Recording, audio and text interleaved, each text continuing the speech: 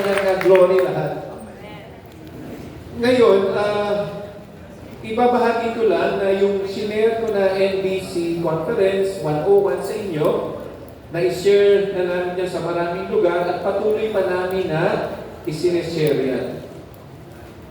Meron kasing di ba, merong Philippine Council of Evangelical Churches. Part tayo nun. So imagine mo yung Asia. Merong at least 25 countries yun. Bawat countries parang merong national alliance.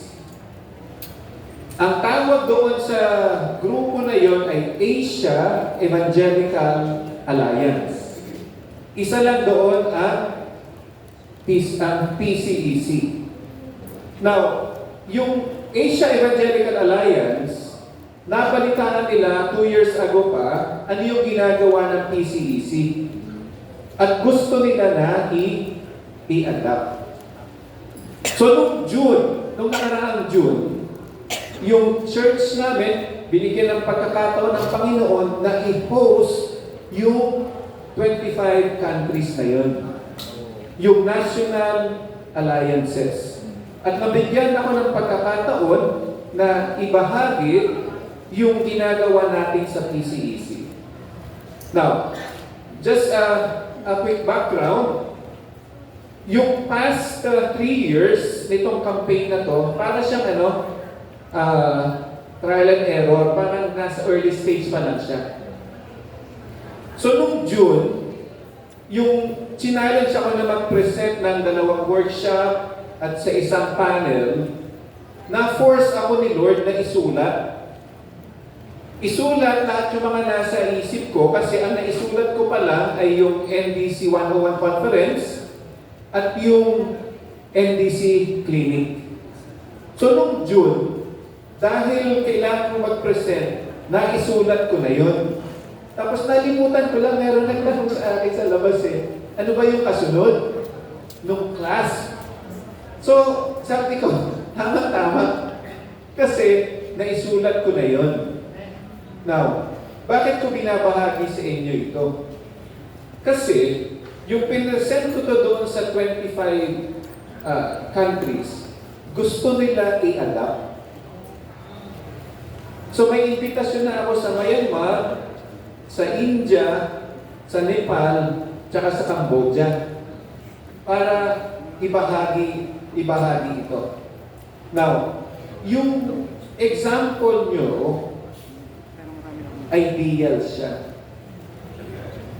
Ayan ang magandang kwento ko.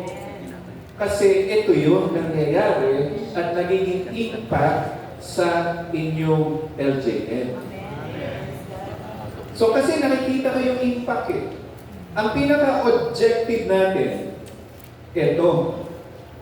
Bawat iglesia will be the disciple-making church that God wants you to be. Saan ka man nilagay ng Panginoon? Ayun yun. Binanggit din ni Bishop Noel kanina. Ang dami nga sinabi that I fully agree. Parang yung Laguna Youth for Jesus Movement. Tama yung sinabi niya. Yung LJYM, hindi siya ang magdi-disciple, kundi yung mga leaders ng mga churches ang magdi-disciple. So tama. So you are on the right track. So ang gagawin ko, yung material na ipipresent ko, medyo aayusin ko para kung gusto nyong ibahagi ko sa inyo, gamitin nyo. Kailangan gawin natin na maaga ito. Kasi, sabi ng mga elders ko, sabi dito, ikaw na lang susulat niya. Kailangan i-copyright na natin yan. Sabi nga ni Bishop Noel kanina, di ba? Okay naman ang mga hoy. Di ba? Pero hindi lahat ng kinakahoy mo ay gagamitin mo. Itabi mo yung hindi maganda. Itabi mo yung, gamitin mo yung maayos. Di ba? So bago pa ipaka-copyright ng mga elders ko, gawin na natin. Pero huwag mong i-record dyan. Pero yun din, no? So, yun lang gusto kong ibahagi sa inyo. Na kung merong isang movement or fellowship na ideal, kayo yun. Amen. Praise God. Praise God. So ano to, pero I just want to let you know na marami pa rin akong kakaining bigas. Hindi ako nandito para sabihin sa inyo, alam ko lahat. Hindi, wala. Basta ibabahagi ko lang kung ano yung binibigay sa akin ni Lord na nakita ko na makakatulong sa bawat iglesia. So ang panalangin ko, yung Laguna for Jesus movement, in the next 27 years and beyond, you will experience multiplication. Hindi lang siya multiplication in numbers, but multiplication of Christ-like believers. Kasi ayun lang talaga ang makapagbabago ng ating bansa. Nakakalungkot, di ba? Di ba yung kinuwento niya, nangyayari sa mga kabataan, sa mga eskwelahan. Doon sa Cavite, malapit sa atin, ang dami na rin nangyayari parang ganun. Di ba? Pero hindi tayo dapat mawala ng pag-asa. Dahil ang Panginoong Jesus, sovereign siya, in control siya. Walang aksidente sa kingdom ng Panginoon. Ang importante lang, atupagin natin yung ating walk with Jesus. Right? Alam pa natin yun, ano yung walk natin with Jesus? Ayun yung know Jesus, love Jesus, abide in Jesus, serve Jesus, and proclaim Jesus. And then yung work natin will just follow.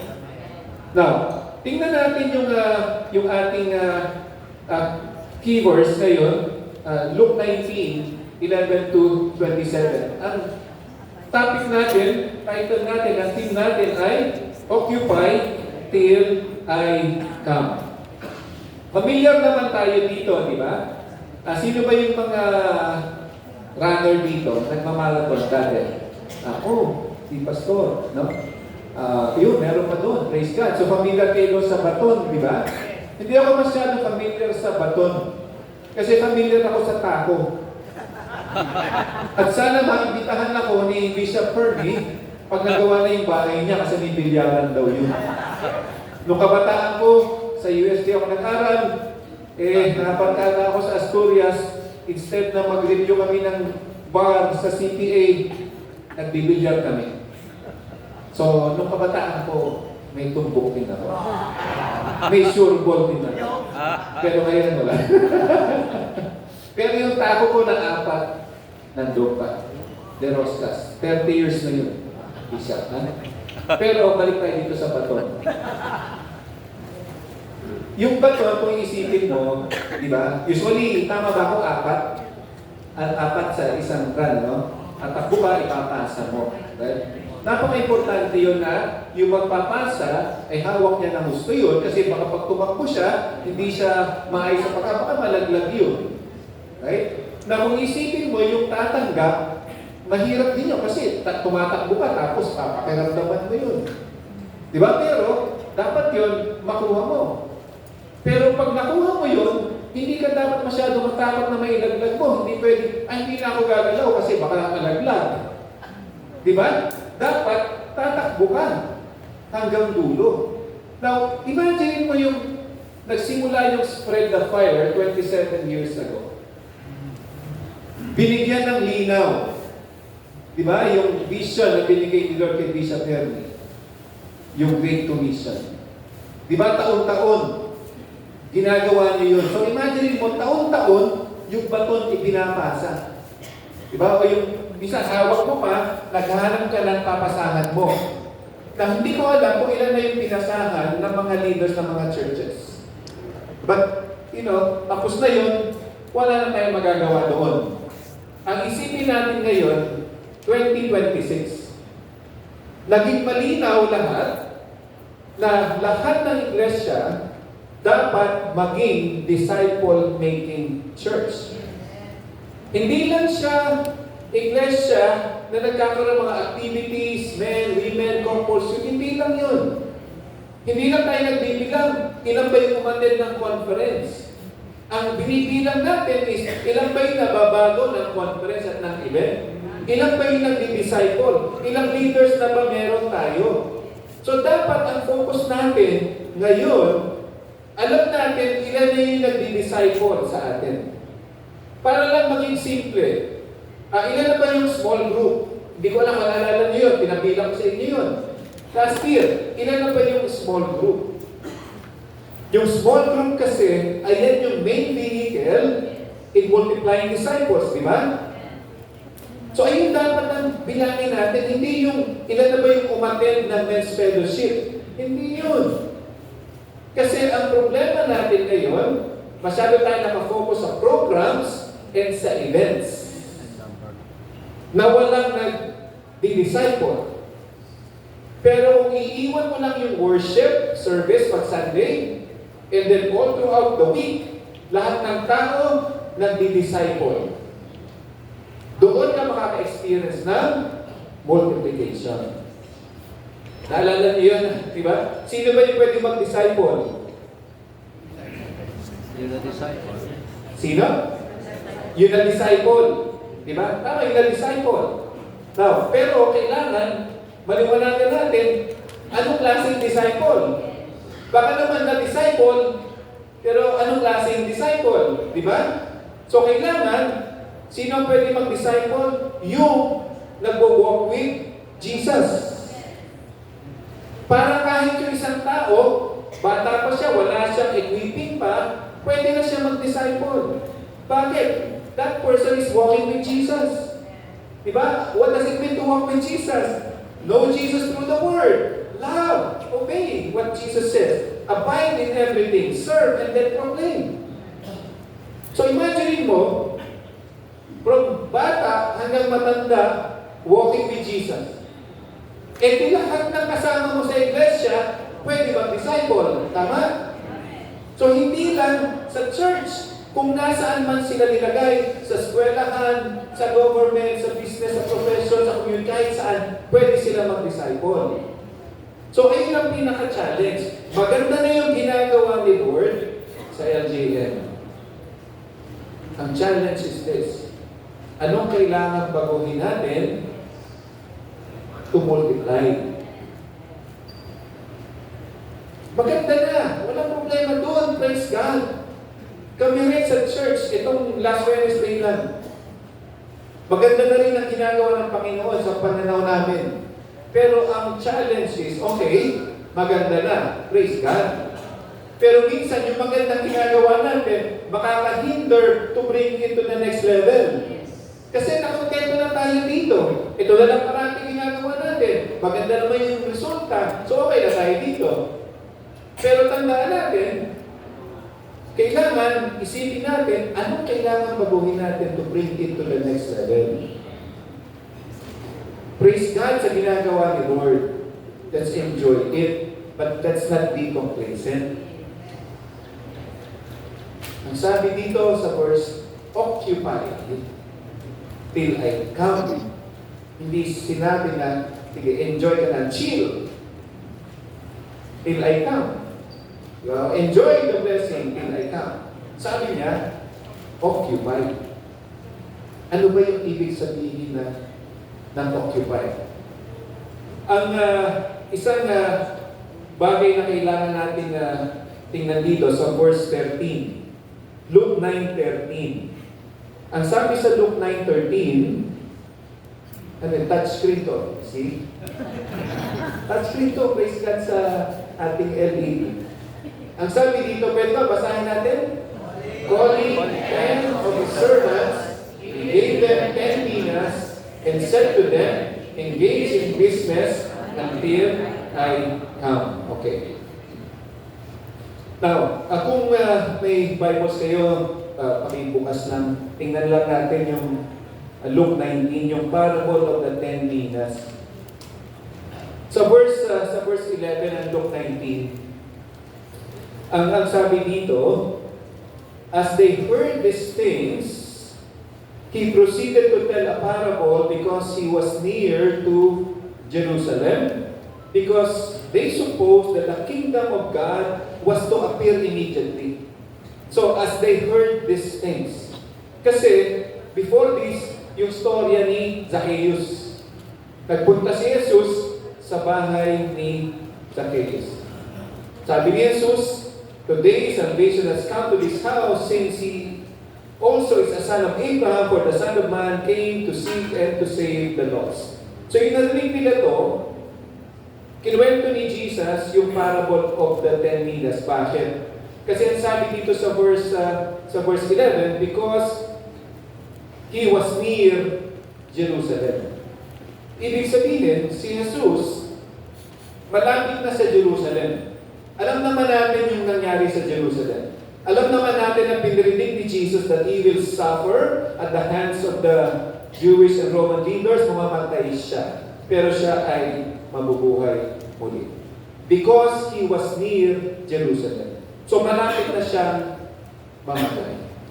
Now, ang sabi dito, because he was near Jerusalem, and because they supposed that the kingdom of God was to appear immediately. Kasi yung mga disciples, they didn't believe that he is the promised Messiah. Pero iniisip nila, the promised Messiah will be a ruling, reigning, and conquering king. Na i-dethrone niya yung mga Roman authorities and even yung mga Jewish leaders, papalitan niya, siya ang maghahari. So yung mga disipulo niya are thinking, malapit na. We will now sit on the right and the left of our master. Pero sabi niya dito sa parable na to, hindi pa. Eventually, alam naman natin na hindi naman sinabi ni Jesus bago siya umakyat sa langit na no one knows, di ba?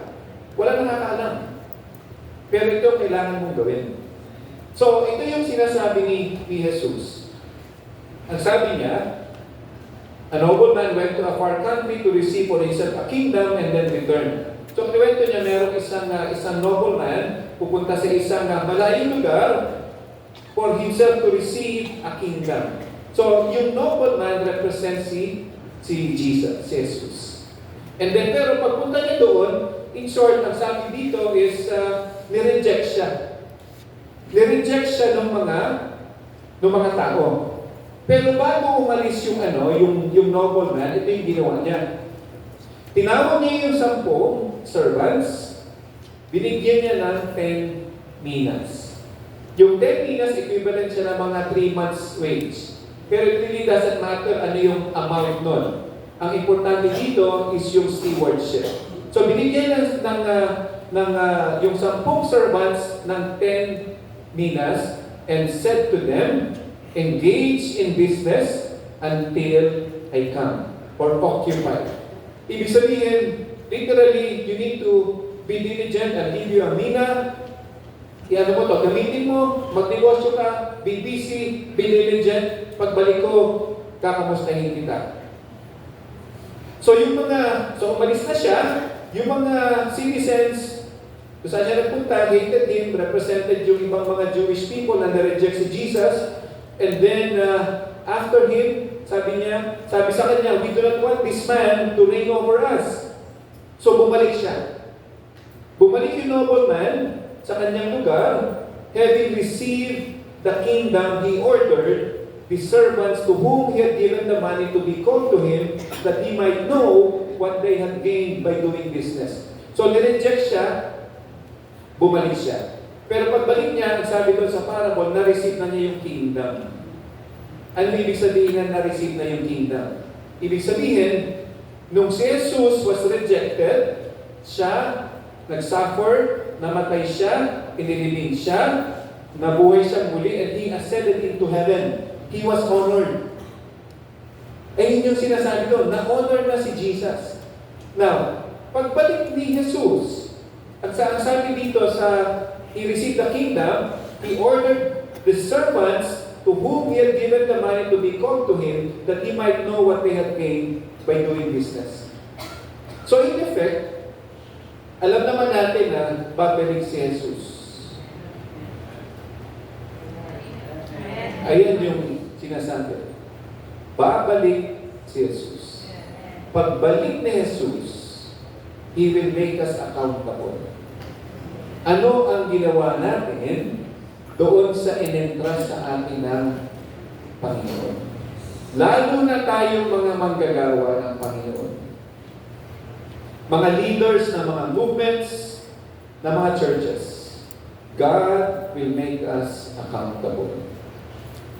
Nung Mayo, yung kabuuanan ng ating kapanganakan na pareho pala kami ng birthmonth ng only daughter ni Bishop.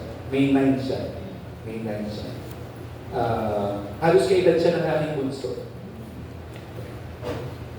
Yung May, yung ako ay nag-spend time with the Lord, very clear sa akin, nangusap ang Panginoon. Parang tinanong niya ako, okay lang ang tanongin ko yung sarili ko. Am I being a good steward of what God has entrusted to me? Talking about the people. Am I being a good steward of the people that God has entrusted to me? Not only to care for them, to comfort them, to pray for them, to lead them, to minister to them, to shepherd them, to teach them, and to equip them. Part yan ng responsibility natin bilang spiritual leaders. Pero very clear sa akin, ang katanungan, am I being a good steward of the people that God has entrusted to me so that they will make disciples? Hindi lang ako nagpapastor to comfort the people. Hindi yun. Hindi yun ang pinaka-mission natin. Ang mission natin is to make disciples. Who will make disciples? Who will make disciples up to the 4th generation all throughout our lifetime. Until Jesus comes. So, ayan yung pinaka-burden. At ayan din ang gusto kong isipin natin. Isipin nyo, ngayon hanggang umuwi kayo sa Thursday. How can I be a good steward of the people that God has entrusted to me, not only to shepherd them, equip them, comfort them, pray for them, minister to them, but for them to make disciples. Kasi pagbalik ni Jesus, ayun ang itatanong sa atin. So, balik tayo doon sa parable. So, bumalik siya, na-receive na yung kingdom, ibig sabihin, nag-return na siya, bumalik na siya dito. So, tinawag niya yung kanyang mga servants sa verse 15. Whom he had given the money to be called to him that he might know what they had gained by doing business. Ano ba yung ginawa nila? Ano ba yung nag-gain nila para sa kanya? So the first one came saying, Lord, your mina has made 10 minas more. And he said to him, well done, good servant. Because you have been faithful in very little, you shall have authority over 10 cities. Anong word? Because you have been faithful. Hindi niya sinabi, because you have been fruitful. Tama? We need to see that. Kasi minsan, yung fruitfulness ay nagiging basahin natin ay yung numero. Ilan na ba yung miyembro natin? Gano'ng kalaki na ba yung church natin? Gano'ng maraming matayong pera? Well, lahat naman yun ay blessing. Pero si Lord ang nag-determine nun. So, ang sabi niya, well done, good servant. Because you have been faithful in a very little, you shall have authority over 10 cities. So gusto ko lang na-encourage yung mga churches dito, di ba? Yung mga wala pa 300. Kasi yun naman ang goal nila. Ang hinihingi sa atin ni Lord, faithfulness. Fruitfulness. Ano yun? Sa ngayong panahon na ito, ayan yung in-entrust sa'yo, 30. Pasalamat ka. Ang tanong, are you being faithful in not only ministering to them, comforting them, praying for them, teaching them, but are you being faithful that they are multiplying? Kasi hindi ka talaga lalago. Hindi ka nag-multiplying. And I want to encourage you that God wants us to disciple people. Agree? And if we pray according to His will, He will answer. Tama? So yung next 27 years, very, very possible for you to multiply. Amen? Ang kailangan, faithfulness. Kung sino man yung bibigay sa iyo ni Lord, saan ka manilagay ni Lord, I want to encourage you, you can be the disciple-making church that God wants you to be. So yung isa, 10. Naging 10. Yung verse 18, the second came saying, Lord, your mina has made 5 minas. And he said to him, and you are to be over 5 cities. Although hindi niya sinabi, well done, good servant, I think that's a given. Kasi bakit niya i-entrust yung 5 cities kung hindi siya naging good? Right? So, yung naging 10 at naging 5, it's the same. Faithful yun. Faithful yun. Si Lord ang nag-entrust. So, wag natin ikukumpara ay yung isa-100 na church. Bakit ako 50 lang? Wag kong pakialam mo yung 100. At bakit may 50 na nandyan? Diba? Maging masaya ka. Lumipat kay Bishop Noel. Eh, hindi siya tatanggapin ni Bishop Noel. Sabi mo kanina, di ba? Nangako pa. Yes.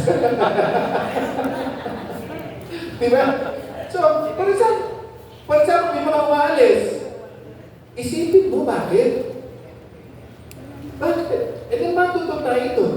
Kung sabihin mo na, ginawa mong lahat, ang dapat mong ginawa, umalis siya, panalangin mo na lang siya.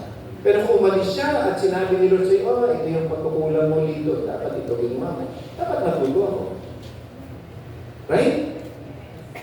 Kasi sa bawat nangyayari sa ating buhay, may purpose ang Panginoon. Ang ganda ng isang awit natin kanina, hindi ko lang maalala yung lyrics pero hindi kasi ako magaling wala akong gipsalan sa pagkanta. Gustuhin ko man. Nung pinapatayan niya ako ng mic pag nagre-response song kami. Pero ang eres doon, andyan pa rin si Lord kahit mahirap yung kalagayan natin. Something like that, right? Tama? Now, alam naman natin sa pagiging spiritual leaders, maraming paghihirap talaga. Maraming kabigatan ng loob, di ba? Minsan, hindi na naiiwasan, Lord, binigay ko ng lahat na ibibigay ko. Bakit ba hindi nag-decide yung mga tao? Bakit ba hindi lumalago? Di ba? I want to encourage you, si Lord kasi may control mo niya. Importante lang, keep humble, keep burning, and remain faithful. Now, after nito, tinawag ni Jesus yung isa. So verse 20, then another came, saying, Lord, here is your mina, which I kept laid away in a handkerchief. Pakitingin na yung mga panyo nyo, baka merong mina dyan. In a handkerchief. Bakit? For I was afraid of you, because you are a severe man. You take what you did not deposit, and reap what you did not sow. He said to him, I will condemn you with your own words, you wicked servant. You knew that I was a severe man, taking what I did not deposit, and reaping what I did not sow. Why then did you not put my money in the bank? And at my coming, I might have collected it with interest. Siguro linawin natin yung sinabi ng tao at sinabi ng nobleman na tama ay a severe man. Yung severe man, hindi ibig sabihin, cruel siya. It doesn't mean that way. Pero ang ibig sabihin nun, stricto siya. Stricto siya. Siya yung pinaka-leader. Siya yung may-ari. Stricto siya. He will make people accountable. He wants people to be good stewards of resources and entrust niya. He expects people to be diligent. Ayun ang ibig sabihin ng severe. Hindi ito ibig sabihin na cruel siya, but very strict siya. And He will make people accountable. So, ang sabi niya, bakit hindi mo nilagay sa bangko? Bakit hindi mo nilagay sa PDO? O sa China Bank? Wala na naman transfer fee ngayon, di ba? Inalis na, di ba? Pero yung bangko na yun, siyempre wala namang bangko nun, di ba? Pero ito, yung mga tables, bakit yung mga tables yan, doon kasi nagtatransact ng business. Doon nagpapatago ng pera. So, ayun yung bank na sinasabi doon. So, kung isipin mo, yung concept nito ay sa business. Business. So, ang sabi niya dito sa verse 24, and He said to those who stood by, take the mina from him, and give it to the one who has the 10 minas. And they said to him, Lord, he has 10 minas. I tell you that to everyone who has more will be given, but from the one who has not, even what he has will be taken away. But as for these enemies of mine who did not want me to reign over them, bring them here and slaughter them before me. So ang ginawa ngayon, yung kahit sa isang mina na surrender, binigay kanino? May 10. Anong ibig sabihin din dito? Our God is gracious. But if we will not be faithful, doon sa mga tao na in-entrust niya sa atin, baka alisin din ngayon. Kung hindi tayo faithful. So, having look at this parable, I want us to focus now on the three things that we need to do. Kasi pakibalik lang sa verse 13, yung previous, yung unang verse 13. Balik pa lang siya. Yan, okay. Diba? Engage in business until I come. So, ang tanong ngayon is, ano kailangan natin gawin ngayon until the next 27 years and beyond? Until the Lord Jesus Christ comes. So, tatlong bagay. Yung una, ito. Use what the king, yung point 1. Use what the king entrust. So, tingnan natin ito ha. He gave them 10 minas. So, imagine mo ngayon yung church mo.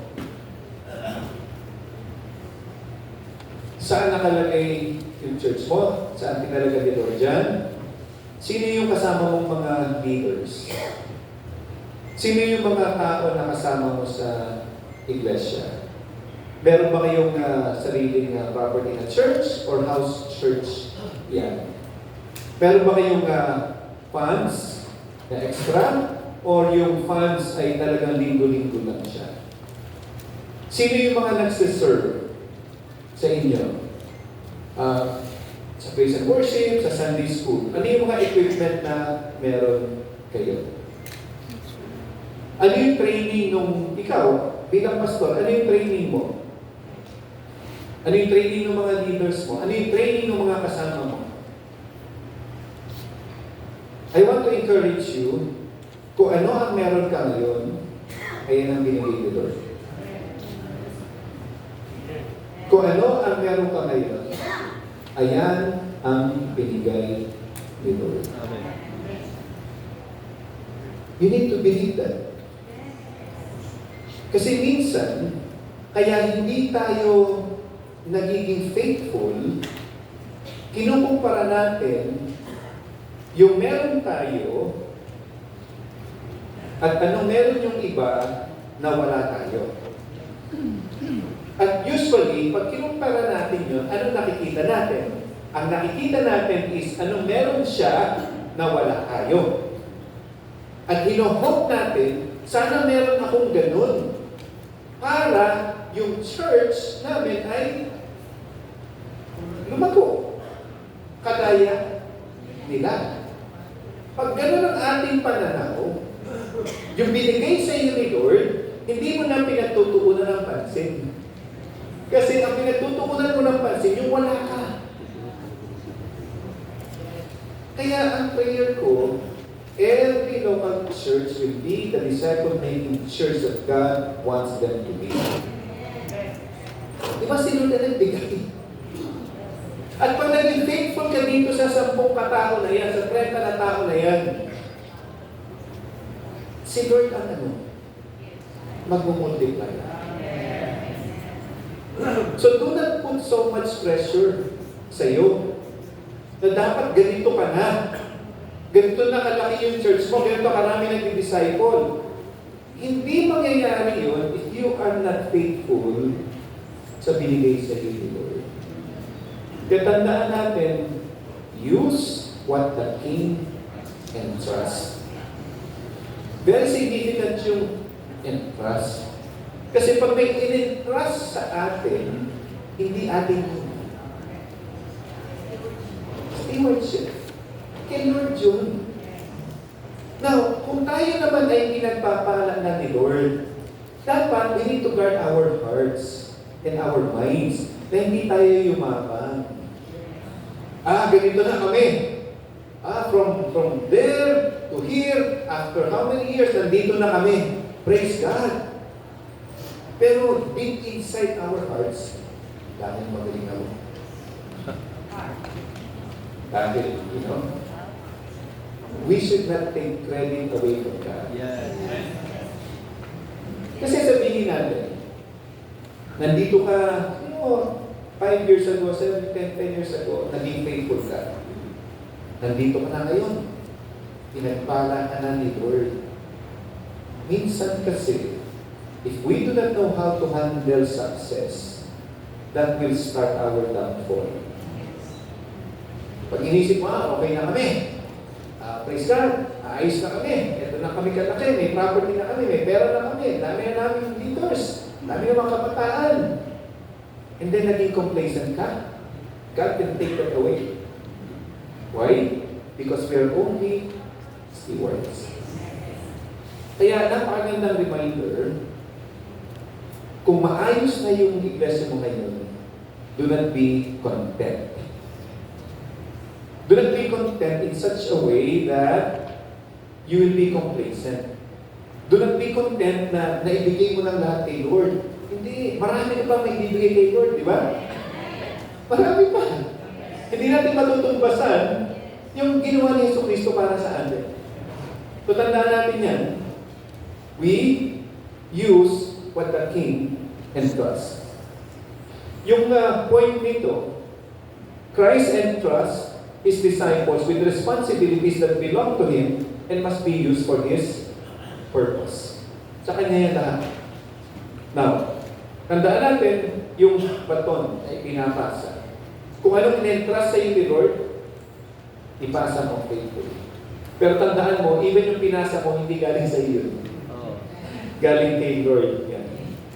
So pag ginamit natin yung in-entrust sa atin ni Lord, kahit gano'ng kakonti pa yan sa ating pananaw, the Lord will bless you. And then we'll go to the second point. Multiply the King's trust.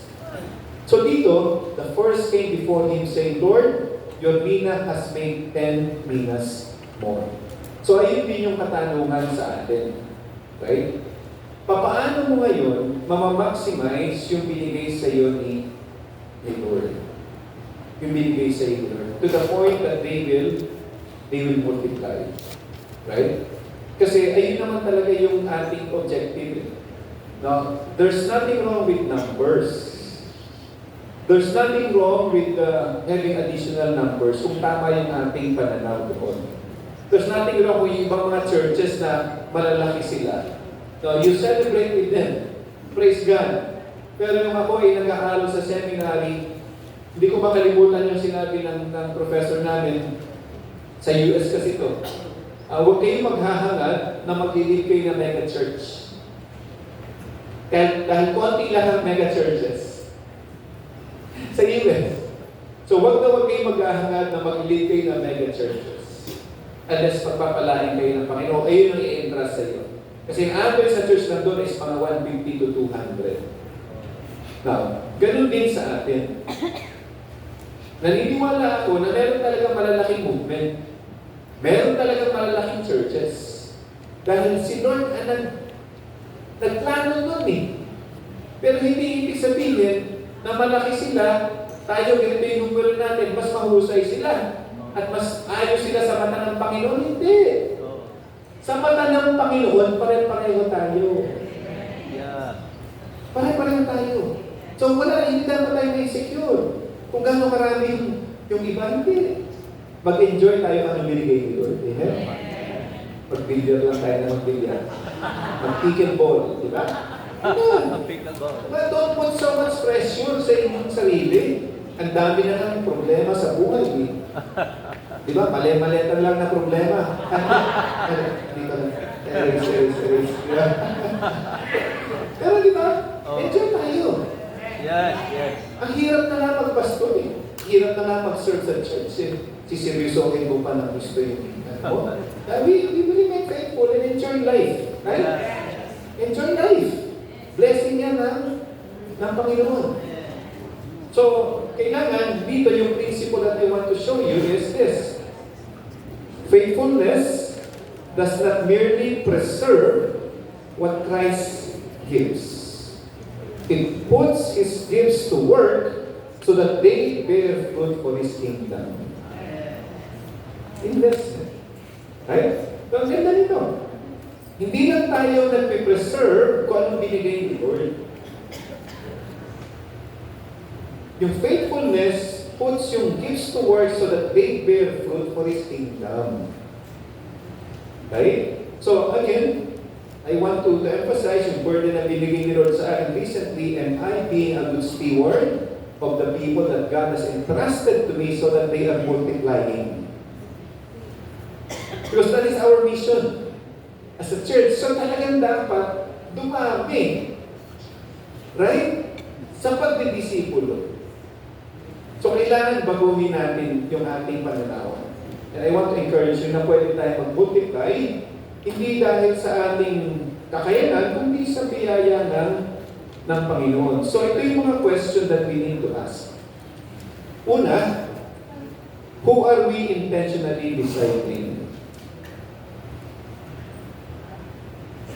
Siguro, mamayang gabi, hanggang the next 2 days, isipin mo, ang key, intentionally, para sila ay mag-disciple din. Okay? Pangalawa, hindi lang tayo nag-disciple para dumami, how are they becoming more like Christ? Kasi pwede naman na dumami, pero walang difference sa society. Kasi hindi sila nababago. Right?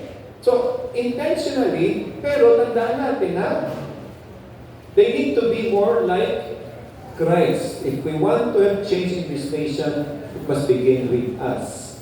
We becoming changed, yung dinidisciple natin, becoming changed, like changing to become like Christ, yung church natin na mabago. Eventually, kung saan man tayo nilagay ni Lord, makaka-influence tayo.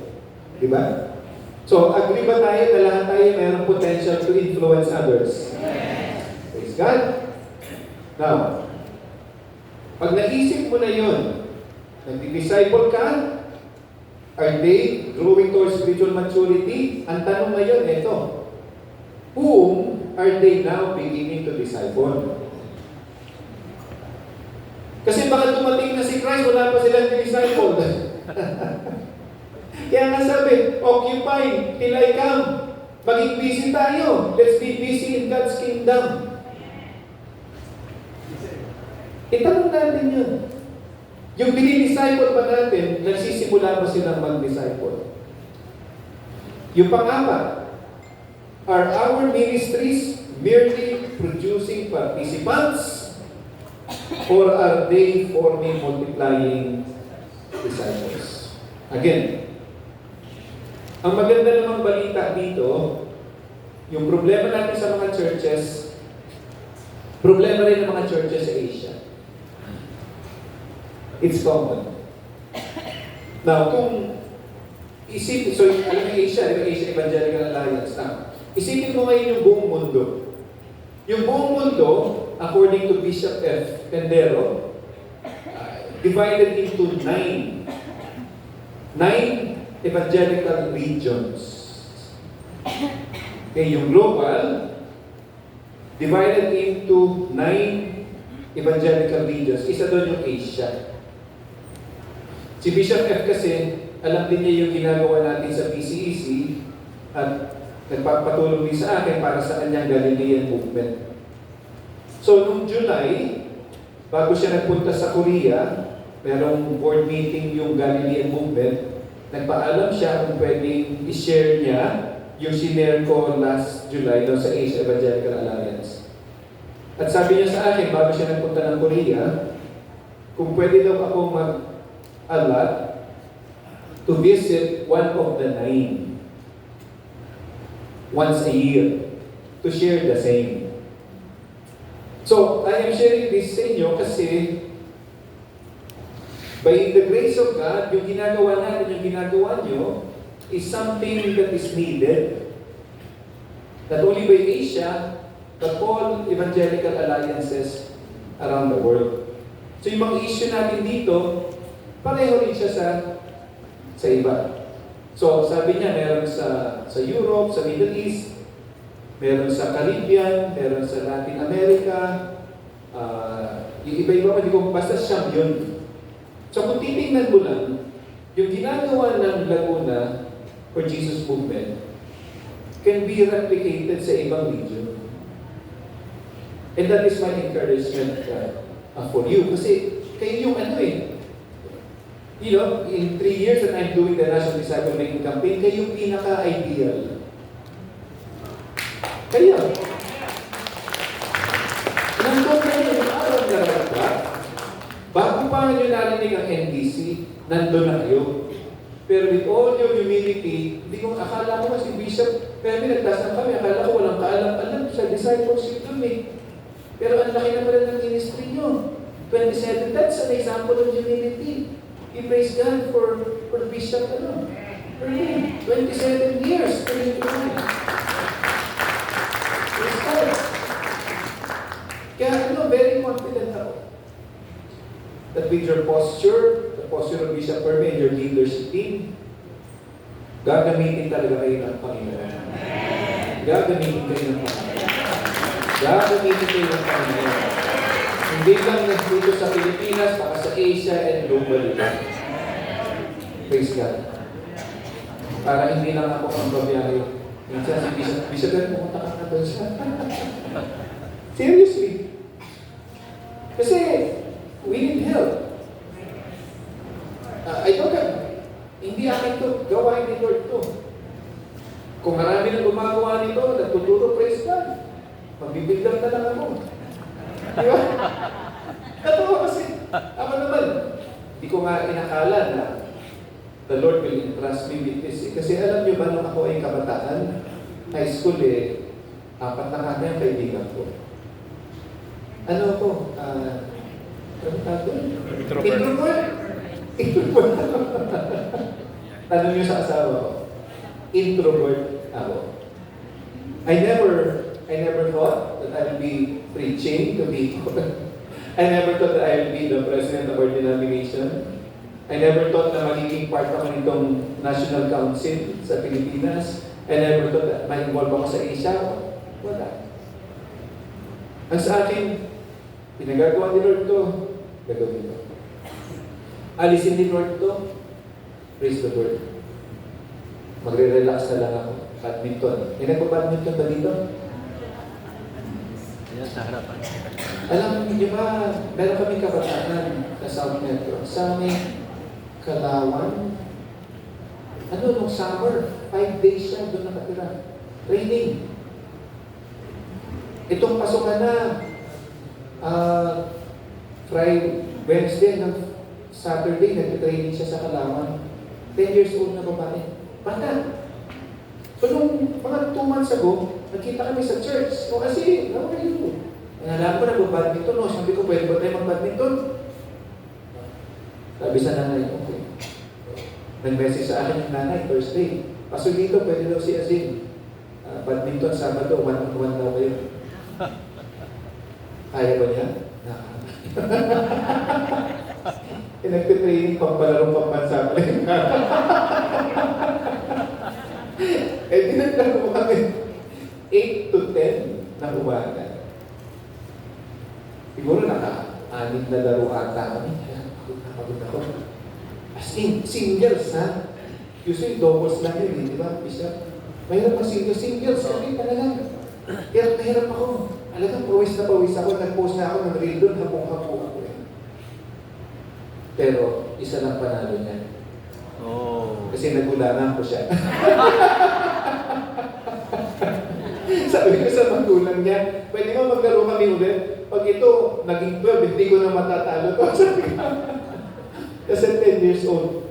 10 years old lang siya. Pero, kung iisipin mo yun, if you will relate this to disciple making, kailangan patsagaan mo. If you want to see the fruits of your labor, tuloy-tuloy. Huwag kang bibigay. Diba? Patuloy ang training. At eventually, magiging champion tayo sa mata ng Panginoon. Diba? So, ituloy-tuloy lang natin hanggang dumating si Kristo o hanggang kunin tayo ni Lord. Ito yung third point natin. Prepare to meet the King. So verse 26, I tell you that to everyone who has, more will be given, but from the one who has not, even what he has will be taken away. Yung truth dito, ito. Alam naman natin that Christ will return as King and hold His servants accountable for how they stewarded what He entrusted to them. So darating si Lord, or pag hindi pa siya dumating, inuhan na tayo, we will appear before Him. Anong gusto natin maritin? Well done, my good and faithful servant. Ay nang hinihingi ni Lord sa atin. Faithfulness. Christ will return as King. So dito, sa ating mensahe at the end, occupy till He comes. Receive the baton faithfully, run with urgency, pass it successfully. So imagine mo yung bawat church. Tumatakbo na.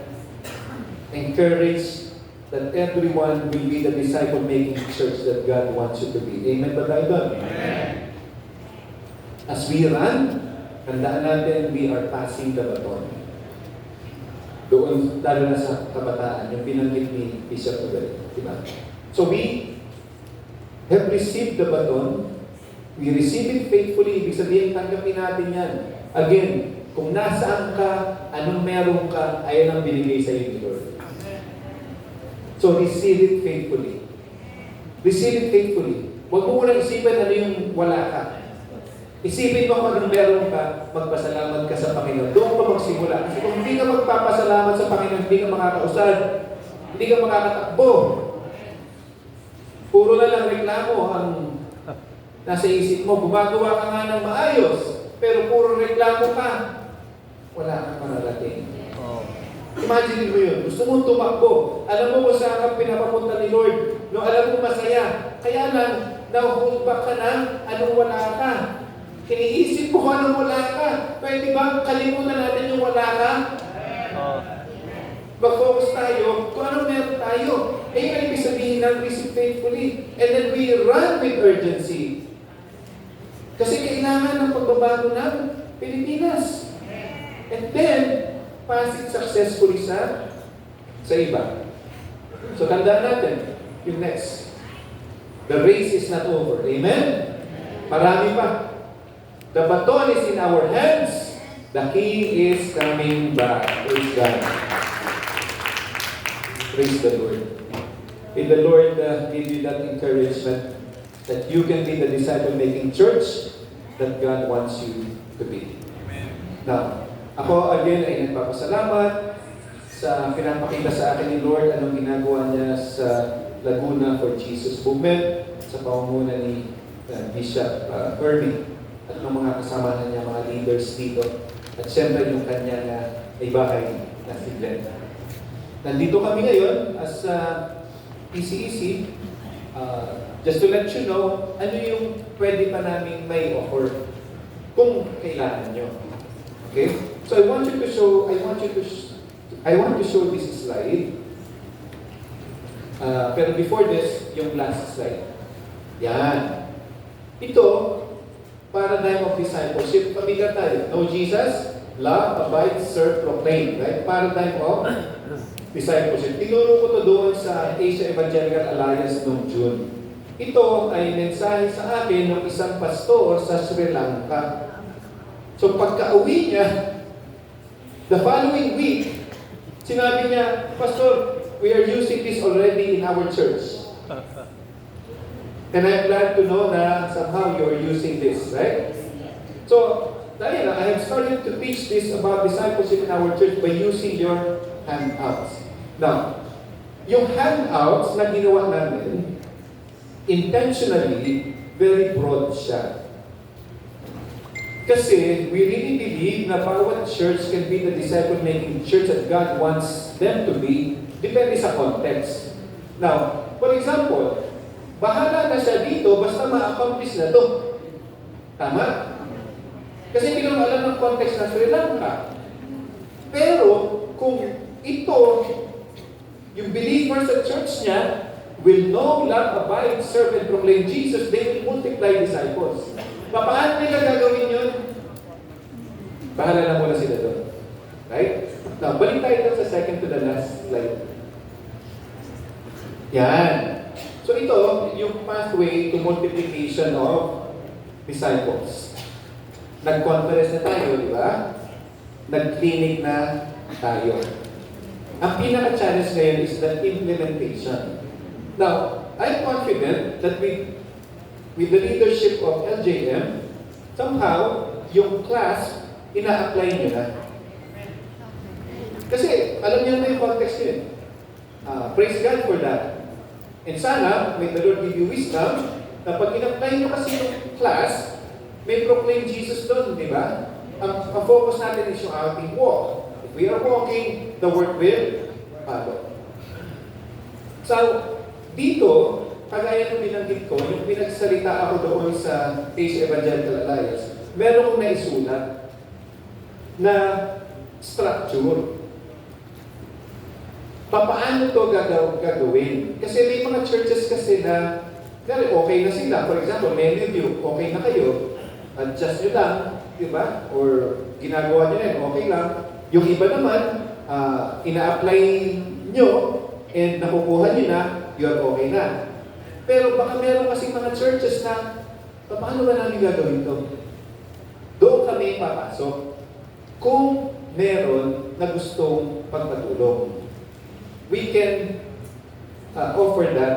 Pero of course, it will be up to you. Ang sinasabi ko lang is, ang pinaka-goal kasi natin is multiplication. So, ang nangyari ngayon, after that conference, nagkaroon na ng material ako na develop for implementation and for coaching that will lead to multiplication. So, first time ko sinare to.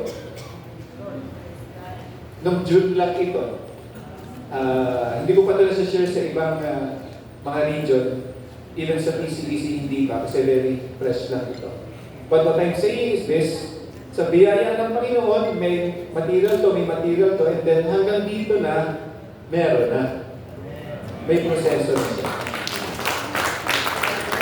So, I'm sharing this for you to contemplate and to think. Basta again, nandito lang kami, kung sino ang gustong magpatulong Bishop, actually mag-training kami for all, okay din lang, just let us know.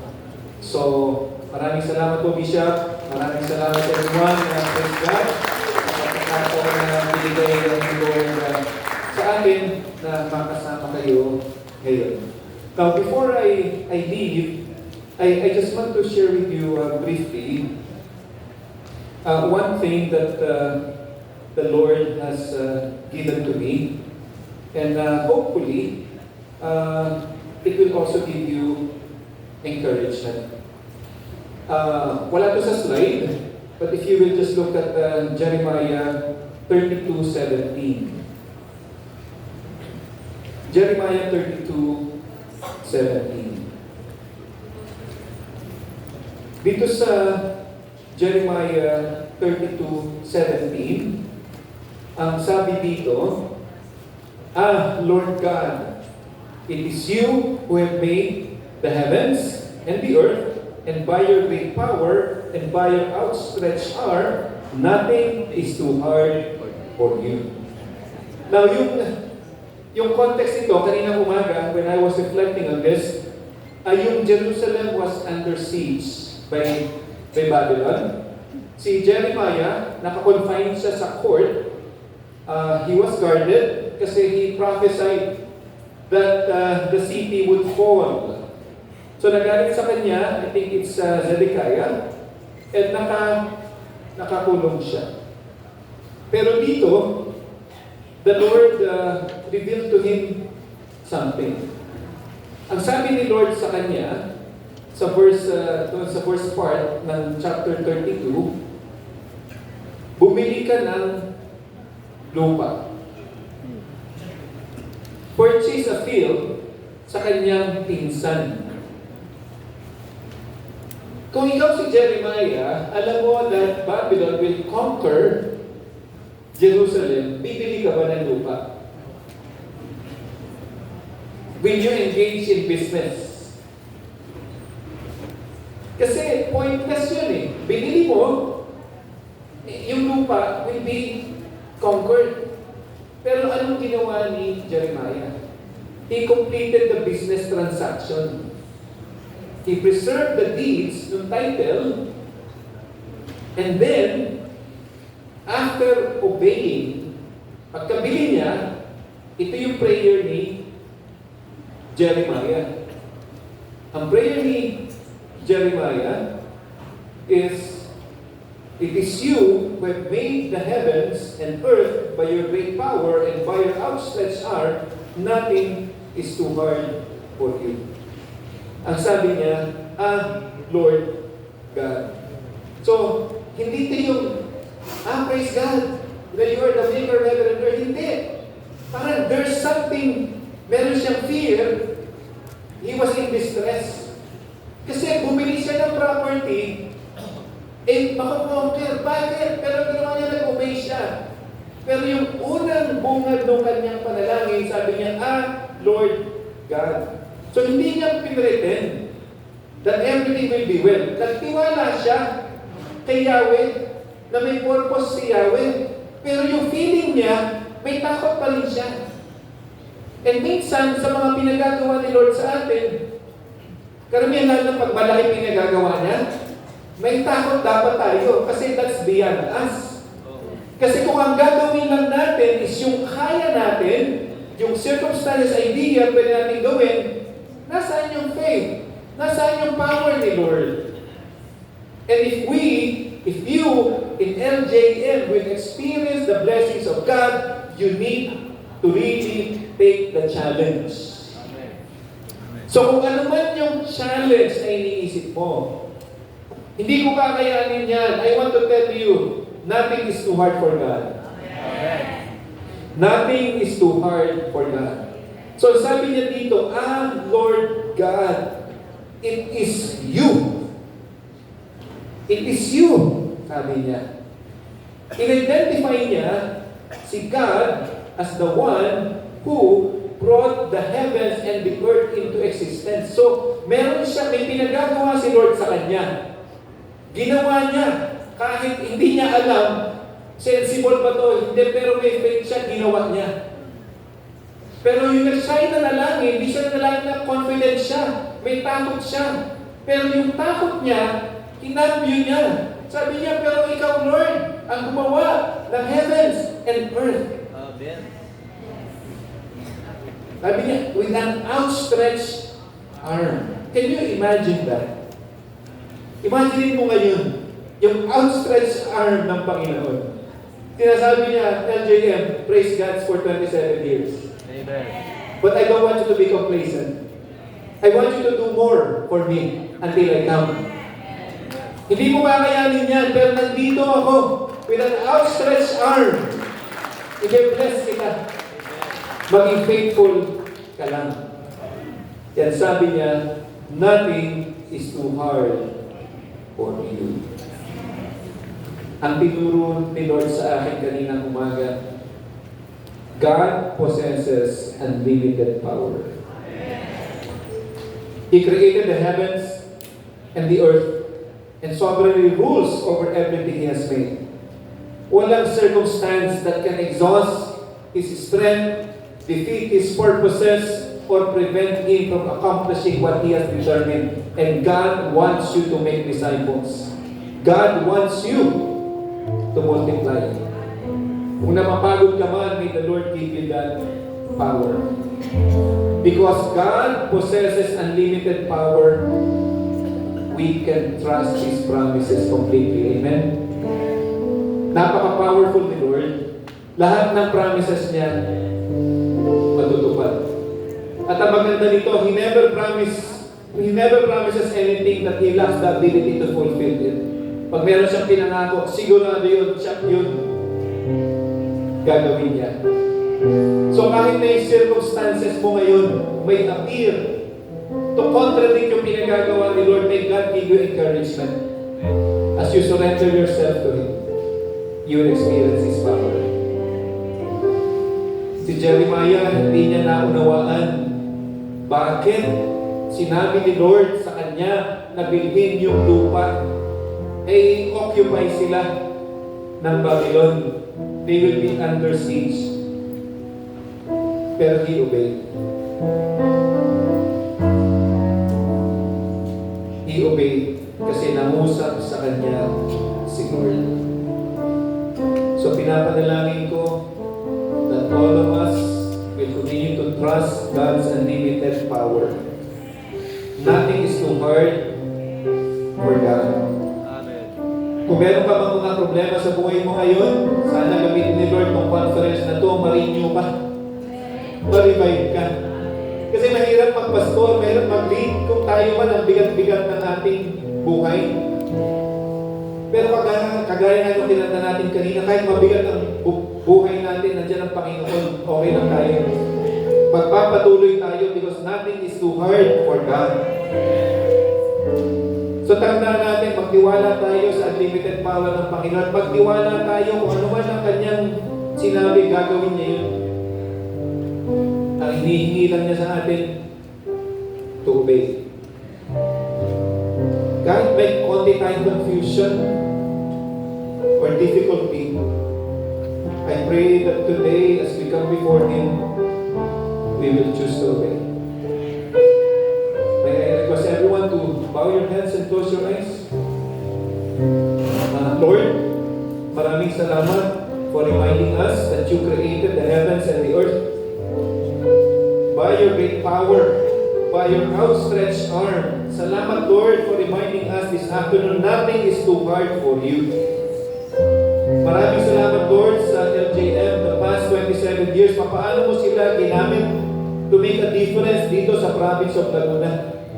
At pinapanalangin ko, as they keep on passing the baton of discipleship and disciple-making, that you will allow them, Father, to experience the blessings that you have prepared for them. May you bless the work of their hands. Allow them, Father, to fully stand firmly on your promises, knowing that you possess the power to fulfill everything that you have declared in your word. And Lord, when the commands are difficult, parang mahirap o nahihirapan sila, yung purposes mo remain. At magpapatuloy yun, you will accomplish it. And you will accomplish it, Lord, without delay.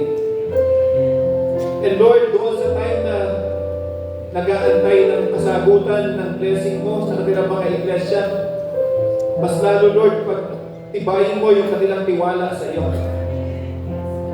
And I pray that you will continue to allow them to experience the power of your presence as they walk with you by the power of the Holy Spirit. Pagpalain mo, Lord, sila. Sa pangalan ni Jesus. Amen.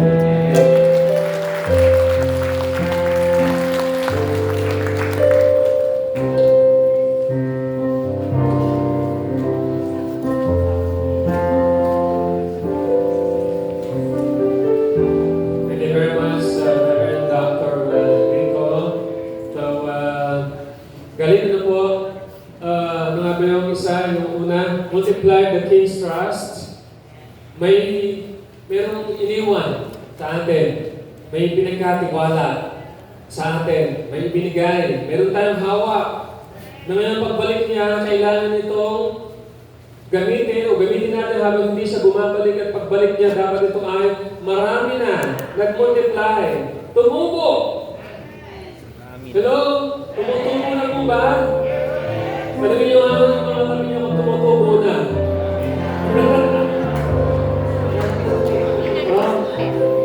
Dapat nag-uugat na yan, tumutubo na, and then followed by, mga twins and going to be to multiply na. Pastor Paul, ano pa kanina eh? Gumagano ka? Gumagano eh. Ano ba yun? Okay, sige. Alam ko na. And because of that, Pastor Paul, nais na po natin ulit tawagan ang mayroon sa the province kasama ang ating Bishop Ernie. And of course, ang ating Bishop J. Flores and Pastor Ramil. Pastor Ramil, samahan mo kami dito.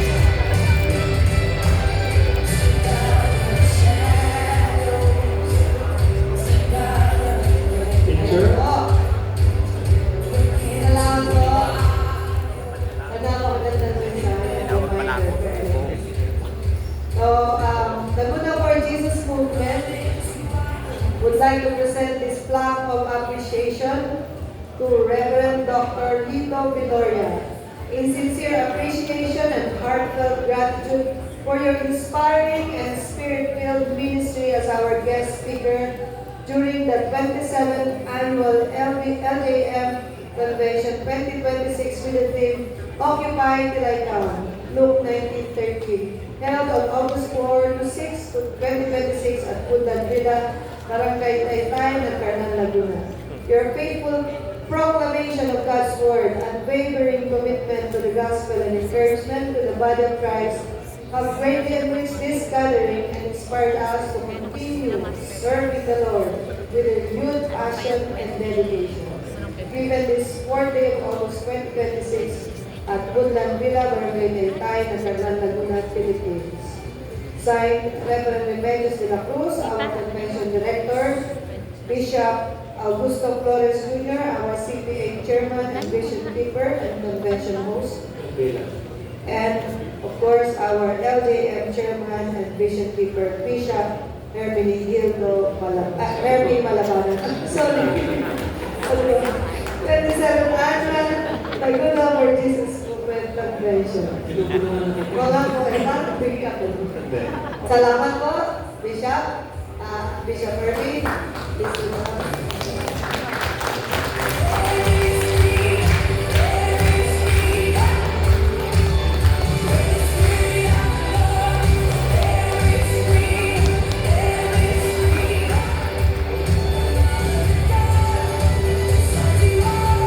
Thank you very much, elders.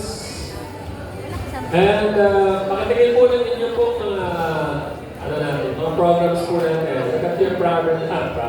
Look at your program. Sige pa.